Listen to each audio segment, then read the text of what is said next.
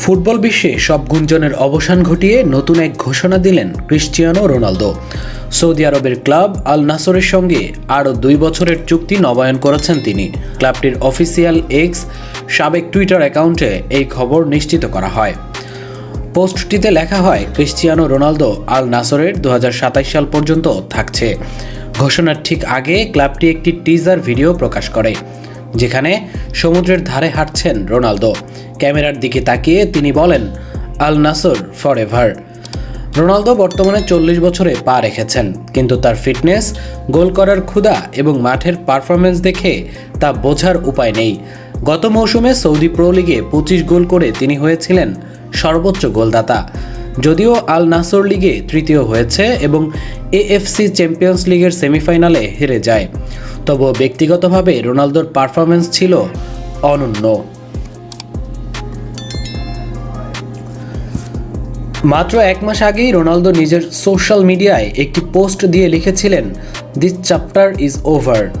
এরপর থেকেই গুঞ্জন শুরু হয় যে হয়তো তিনি ক্লাব ছাড়ছেন। ইউরোপে ফেরার জল্পনা, MLS-এ যাওয়ার সম্ভাবনা বা ক্যারিয়ার শেষের ঘোষণা, সব দিক থেকেই আলোচনা ছিল তুঙ্গে। কিন্তু আজকের ঘোষণায় সব আলোচনা পুরোপুরি থেমে গেল। রোনালদো প্রমাণ করলেন সৌদির মাটিতেই তিনি নিজের ক্যারিয়ারের শেষ পর্ব চালিয়ে যেতে চান। 2023 সালে আল নাসরে যোগ দেন রোনালদো। সেই সঙ্গে শুরু হয় সৌদি প্রো লিগের নবযাত্রা। তার উপস্থিতির পরপরই একে একে ইউরোপের অনেক তারকা খেলোয়াড় সৌদির ক্লাবগুলোতে যোগ দিতে শুরু করেন। করিম বেনজেমা, এনগেলো কান্তে, রিয়াদ মাহরেজদের মতো তারকারা সৌদি লিগে খেলার সিদ্ধান্ত নেন।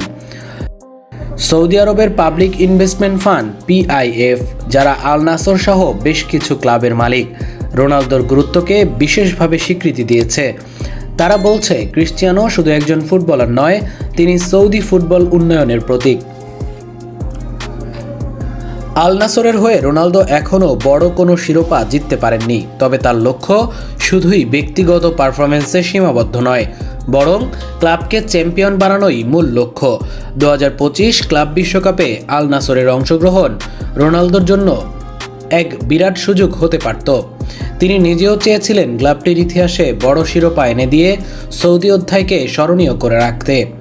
ক্রিস্টিয়ানো রোনালদোর এই চুক্তি নবায়ন কেবল আল নাসর নয়, বরং পুরো সৌদি ফুটবলকেই নতুনভাবে প্রাণ দেবে। বিশ্বব্যাপী ফুটবল প্রেমীরা যেমন তার ম্যাচ দেখতে মুখিয়ে থাকেন, তেমনি সৌদি আরবের মাঠগুলোতেও প্রতিটি ম্যাচে রোম্যান্স বাড়ছে তার উপস্থিতিতে।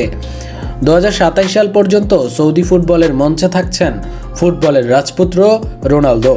এখন দেখার পালা, ট্রফির খরা ঘুচিয়ে তিনি কি ইতিহাস গড়তে পারেন কিনা।